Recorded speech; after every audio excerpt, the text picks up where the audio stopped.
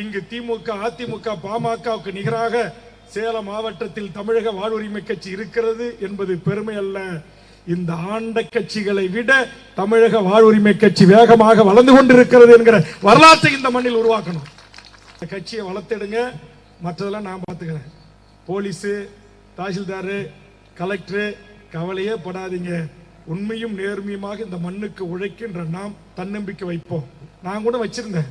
எல்லாம் சொன்னாங்க, அண்ணெல்லாம் முடியாது, சமாளிக்க முடியாது, விட்டுருவாரு, முடிச்சுவாரு அப்படின்னாங்க. எனக்கு தெரியும், உண்மையான தமிழ் தேசியம் அது ஒரு நாள் வெல்லும் என்று மகத்தான நம்பிக்கை. நான் உண்மையான அந்த தமிழ் தேசிய தலைவன் மேதகு பிரபாகரனை என் உயிரை விட மேலாக நான் நினைக்கிறேன். என் அண்ணன் தம்பி 5 பேரும் நினைக்கிறோம், என் குடும்பமே நினைக்குது. நாளைக்கு அந்த தலைவனுக்காக எங்கள் குடும்ப சொத்தாக அது எத்தனை ஆயிரம் கோடி சொத்துக்களாக இருந்தாலும் நாளை மீண்டும் ஒரு ஈழ விடுதலை போராட்டம் உருவாகிறது என்று சொன்னால் நாங்கள் அண்ணன் தம்பி 5 பேரும் அந்த இயக்கத்திற்காக எங்கள் சொத்து பத்து அத்தனையும் அள்ளி கொடுப்பதற்கு தயாராக இருக்கிறோம்.